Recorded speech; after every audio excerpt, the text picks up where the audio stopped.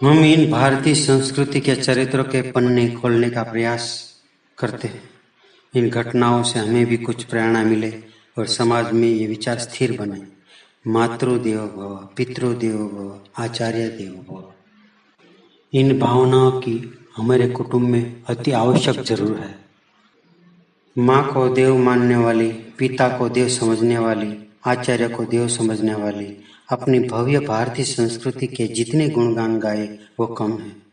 लेकिन आज के इन भौतिकवाद में डूबे व्यक्तिवाद या भोगवादी बने मानव जीवन में स्वार्थी विचारों का प्रभाव छाया है। इस कराल कलिकाल में सुंदर और सद्विचारों का मानव जीवन में कहाँ स्थान है और कितना स्थान है वो सोचनी है। भौतिक बुद्धिवाद में डूबे लोगों के कान में बालक के लिए हर पल तत्पर माँ के दिल की धड़कन कहाँ से पहुँचने वाली थी। माँ बाप के वो प्रेम और उष्मा भरे प्रेम की कल्पना भी कहाँ आने वाली थी।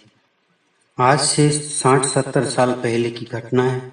रत्नागिरी जिले का राजापुर नाम का गांव था। उस गांव के पास ही एक ब्राह्मण कुटुंब रहता था। पुराने समय का घर था। 2-3 नारियल के वृक्ष थे, 4-5 सुपारी के वृक्ष थे, 1-2 आम के पेड़ थे। उसमें से उसका घर का निर्वाह चलता था। ये ब्राह्मण गांव के छोटे बड़े काम करके गोरपुत का काम करता था और थोड़ा घर का निर्वाह चलता था। उसका एक लौता पुत्र बहुत होशियार था, तेज बुद्धि वाला था। माँ लाड से राजा कहते थे। लड़का बड़ा होके अच्छा बने, बड़ा नाम बने, ऐसी माँ बाप की इच्छा थी। राजा का बाप कहता, मैंने पढ़ाई नहीं की पर अपने राजा को खूब पढ़ाएंगे। बहुत प्रसन्न बन के कहता था।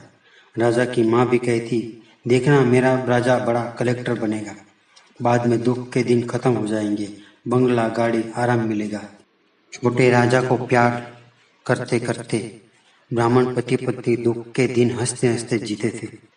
वृक्षों को पानी पिलाते वक्त ब्राह्मण अपने बेटे को कहता, वृक्ष अपना जीवन है, उसके पास प्रेम से बैठना, वो हमें जीवन के पाठ सिखाता है। वृक्ष के हम पर कई उपकार है जो हमें जीवन भर याद रखना चाहिए। तू भी बड़ा होके परोपकारी जीवन रखना। बेटा, एक बात हमेशा याद रखना, बड़ा होने के लिए, दूसरों को छाया देने के लिए तुझे समय के सामने लड़ना पड़ेगा। हर पल हर डगर पे संकट का सामना करना पड़ेगा। छोटा सा राजा अनपढ़ पिता की प्रेरणामयी बातें सुन के जीवन का मर्म समझने का प्रयास करता था। प्रभु के लिए फूल लेने माँ जाती तो राजा को साथ में ले जाते। राजा छोटी कलियां तोड़ने के लिए जाता तो माँ रोक देती और कहते, अर्ध खिले फूल तोड़ने नहीं चाहिए बेटा, वो सुगंध और सौंदर्य रहता नहीं। जैसे अर्धकली खिलते नहीं वैसे अधूरे कार्य फल नहीं देते। तू बड़ा होके जो भी कार्य करे वो पूर्ण करना। ऐसे माँ राजा को प्यार से संस्कार दे की बातें करती थी। गरीबी के साथ लड़ते लड़ते प्राथमिक शिक्षा पूरी हुई। छोटे गांव में माध्यमिक पाठशाला नहीं थी। राजा को अगर आगे बढ़ना है तो रत्नागिरी की माध्यमिक पाठशाला में रखना पड़ेगा। वहां रखने के लिए पैसों का इंतजाम करना पड़ेगा। एक रात राजा सो रहा था और माँ पुत्र को देखती रही और कहा, कुछ भी हो पर राजा को बड़ी पाठशाला में पढ़ाना है। पाए पाए पचा के राजा को पढ़ाएंगे। कुछ भी करके रत्नागिरी की पाठशाला में राजा को दाखिल करो। पुत्र वियोग की कल्पना से मन भर आया, आंख में आंसू आ गए।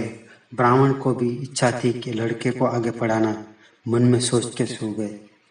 ब्राह्मण ने बैलगाड़ी की व्यवस्था की। थोड़े रुपये बचा के वो साथ में लिए और रत्नागिरी जाने के लिए तैयार हो गए। माँ ने कहा, बेटा संभाल के रहना, मन लगा के खूब पढ़ना। आंसू भरी आंखों से बेटे को अलग किया।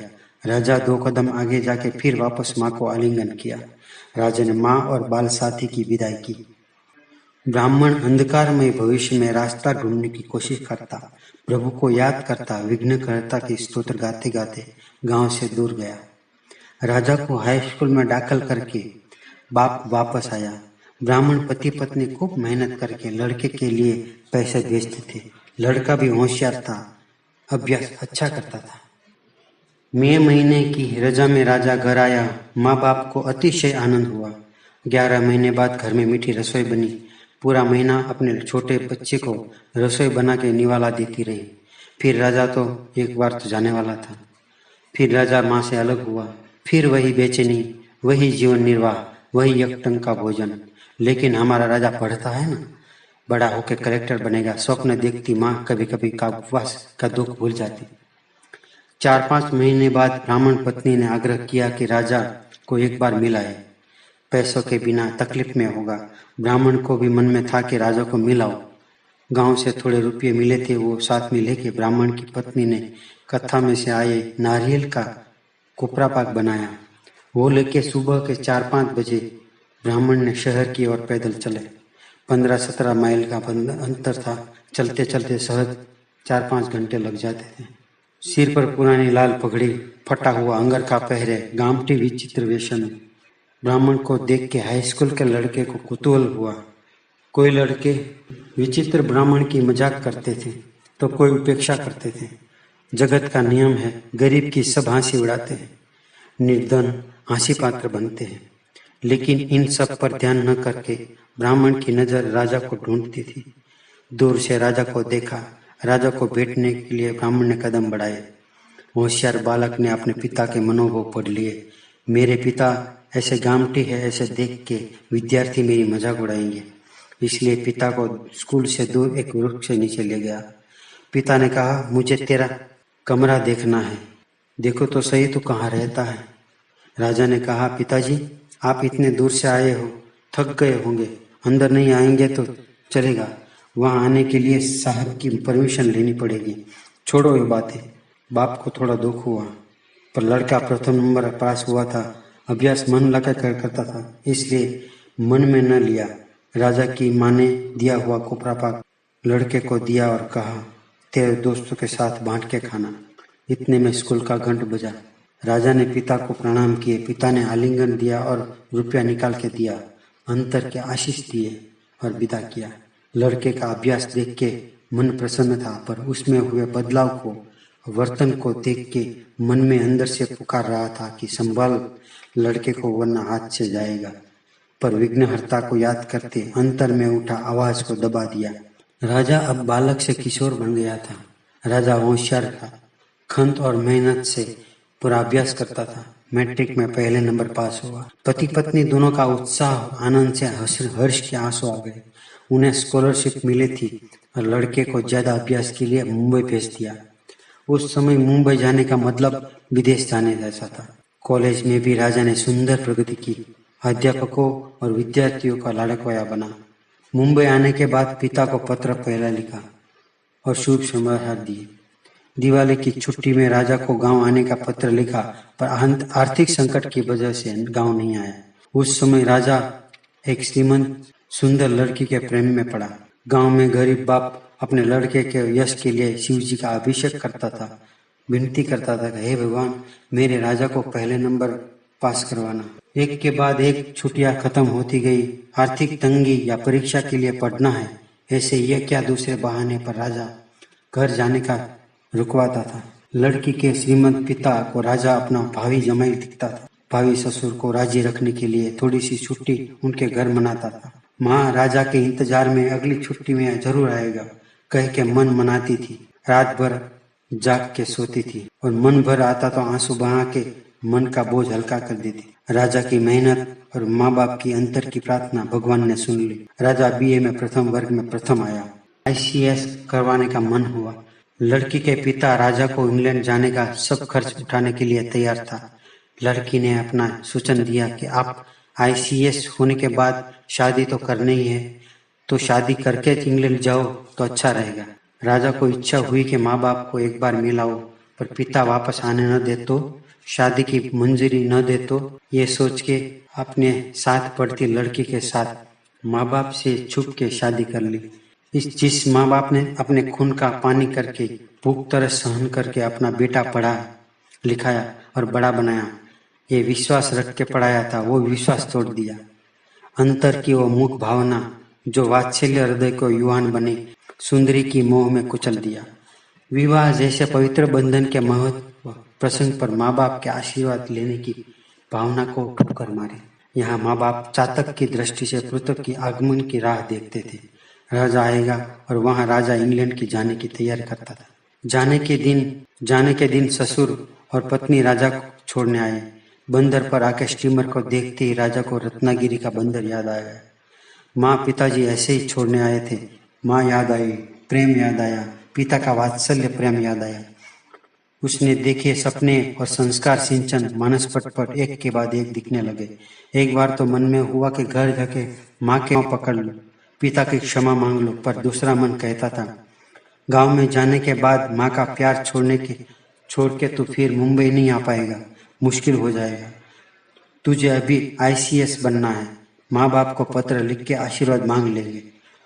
गांव के लोग ब्राह्मण और उनकी पत्नी को कहते थे कि राजा पहले नंबर आया है, विलायत जाने वाला है, अब तो मुंह मीठा कराए। ये सुन के माँ रो पड़ती थी।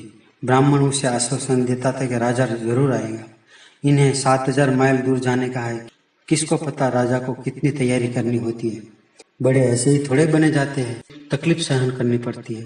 पर मन में विश्वास हो गया था कि लड़का अब अपना नहीं रहा। इतने में राजा का पत्र आया, मैं विलायत ICS पढ़ने जा रहा हूँ, समय के न मिलने के पत्र नहीं लिख सका, वो क्षमा करना। पत्र देखते ही माँ खुश हो गई। शोक के आंसू अब हर्ष के आंसू बन गए। पति को कहने लगी, मेरे बेटे के लिए आप गलत शंका कर रहे थे, हमें याद करके पत्र लिखा, मेरा राजा अच्छा है। ब्राह्मण समझदार था। बहुत समय के बाद पत्नी के हर्ष में की झलक देखी, इसलिए वो मौन रखने में मन मना लिया। इस घटना को शायद 1.5 साल हो गया। राजा अभ्यास में मग्न था।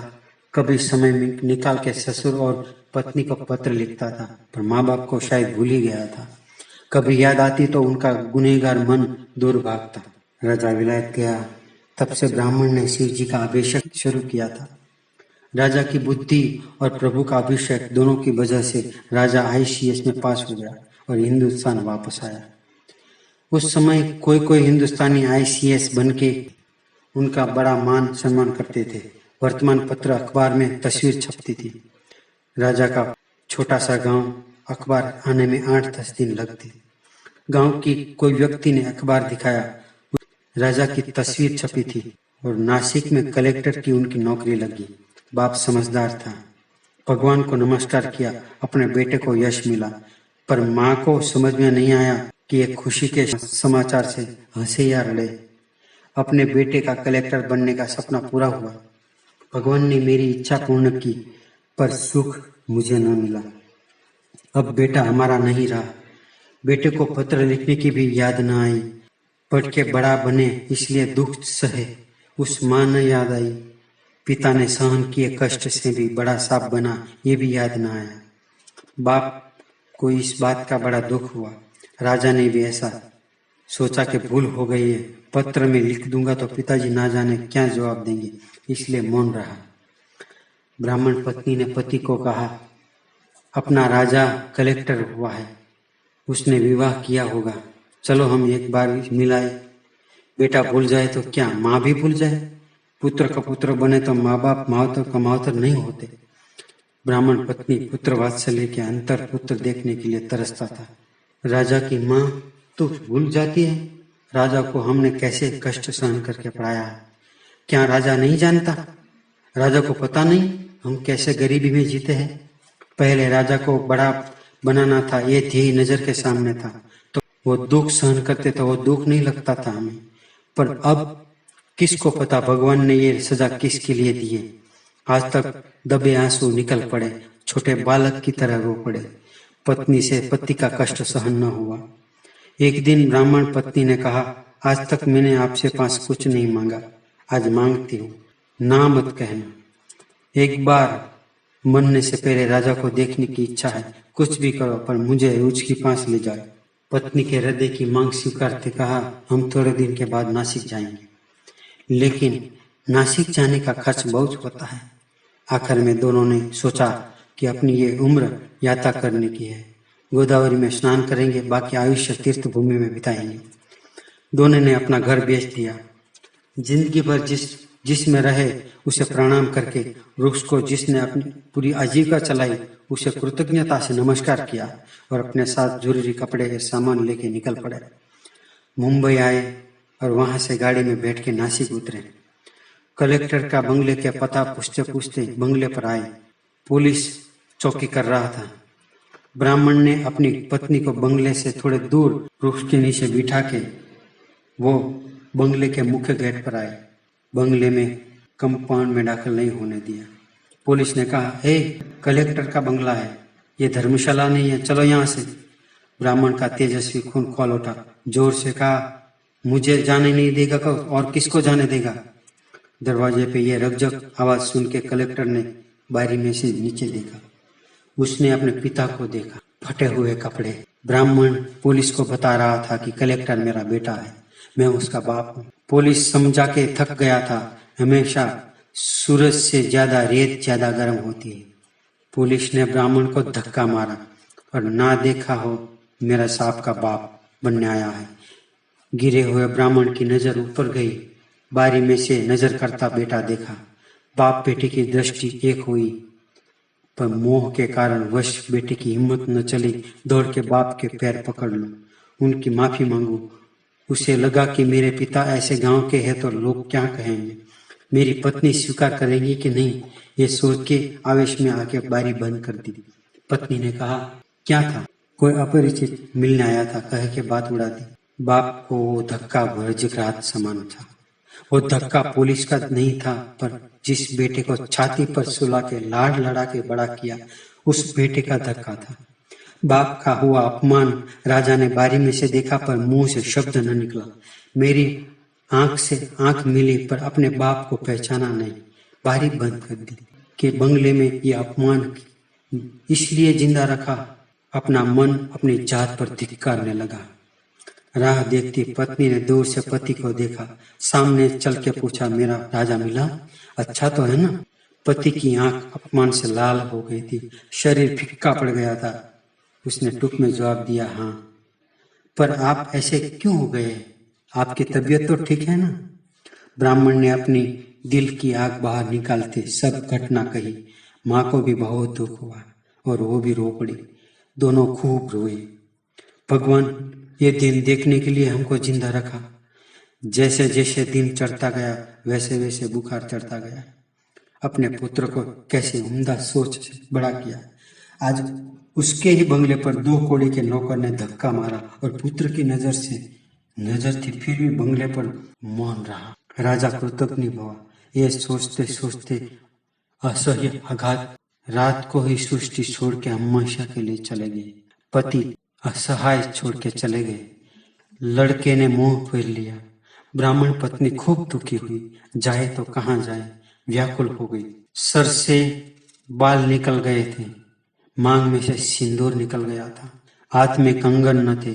दुख के बोझ से 10 साल जितनी बड़ी हो गई थी, वृद्ध बन गई थी। शून्य मनुष्य बन के सोचती बैठी थी, कहाँ जाए, सूझता नहीं था।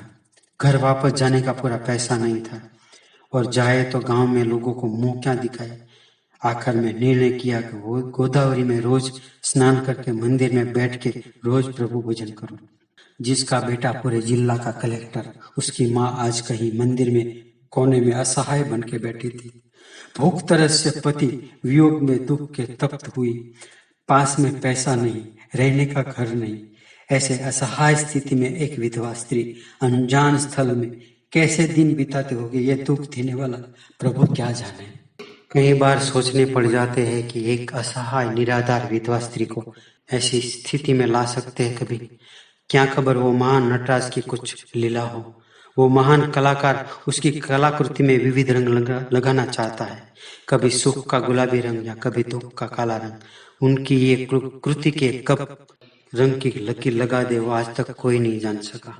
मानव मात्र सृष्टि में रहते, भूत मात्र वो चिदधन शक्ति के हाथ के खिलौने हैं। महान मदारी डोरी खींच के नचाता है, कभी गोद में बिठाता है तो कभी दूर करके गुलाट लगवाता है। फिर भी वो भगवान दया निधान है, अंतर का अंतर्नाद सुनता है। बारी बंद करके राजा को खूब पछतावा हुआ। अपनी भूल पर उनका अंतर्मन फिटकार करने लगा। घर आंगन में आए बाप को गले लगाने की बजाय अपमान किया।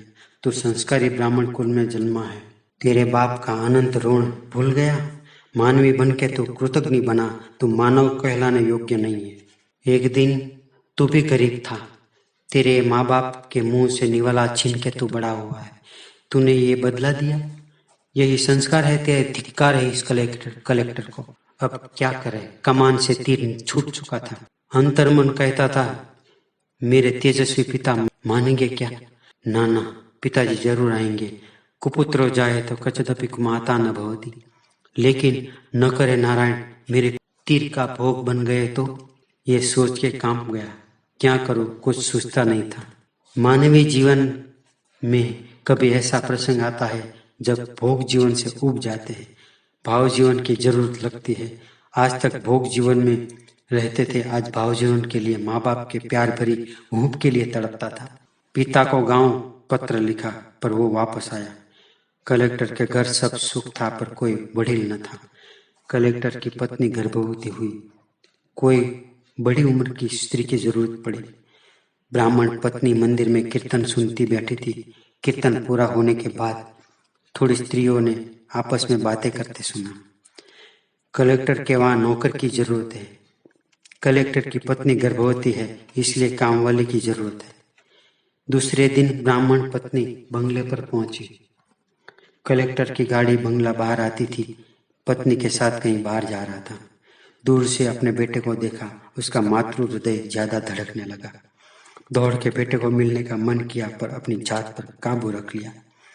माथे पर पल्लू ज्यादा नीचा सरका लिया और कहा, मैंने सुना है आपको कामवाली की जरूरत है। मुझे नौकरी की जरूरत है। खुद सास है, बंगले की मालिक है, पर अपनी बहू से नौकरी की भीख मांगती है। मानव जीवन के साथ कुदरत की ये क्रूर मजाक करने में आनंद आता होगा क्या? माँ का दिल भर आया। मनोमन बोले, भगवान, अब ये दिन दिखाने के बाकी थे जो दिखा दिए। अब तो राजी हुआ ना? दूसरा मन कहता था, ना ना, ये घर का पानी पीना हराम है। जिस दरवाजे पर अपने पति का अपमान हुआ, पैर कैसे रख सकती हूँ? लेकिन वो तो चले गए, मैं भी अब कितने दिन मेहमान, और बहू का पांव भी भारी है। कोई घर का व्यक्ति तो होना चाहिए ना। मन में समाधान कर लिया, मेरा कोई नहीं है, मैं विधवा हूँ, मैं दुखी हूँ, मुझे नौकरी में रख लीजिए। बोलते बोलते आंख में आंसू आ गए। कलेक्टर पत्नी ने दुखी विधवा जानकर नौकरी पर रख ली। ब्राह्मण पत्नी अपनी बहू समझती थी, कलेक्टर पत्नी नौकरानी। बेटे से अलग हुए कई साल बीत गए थे, वृद्ध हो गई थी, साड़ी का पल्लू मुंह पर खींच के रहती थी। कलेक्टर अपनी माँ को पहचान न सका। पुराने समय में सभ्यता थी, पुरुष वर्ग नौकरानी के संपर्क में नहीं थे। नौकरानी ज्यादा समय घर के अंदर भाग में काम करती थी और पुरुष वर्ग घर के बाहर भाग में रहते थे। कलेक्टर अपनी माँ को पहचान न सका। नौकरानी होने की वजह संपर्क में न आया। माँ बाप के ढूंढने तो वो बेचैन था। माँ अपने घर में थी पर ढूंढ न सका। ब्राह्मण पत्नी ने कलेक्टर पत्नी का प्रेम जीत लिया। खूब बहाल से बिठा के माथे में तेल लगाती थी। पैर भारी हो तब क्या करना चाहिए, क्या ना करना चाहिए, वो हेत प्रेम से सलाह देती थी। वर्तन इतना प्यारा भरा था कि कलेक्टर पत्नी को माँ की खोट नहीं लगती थी।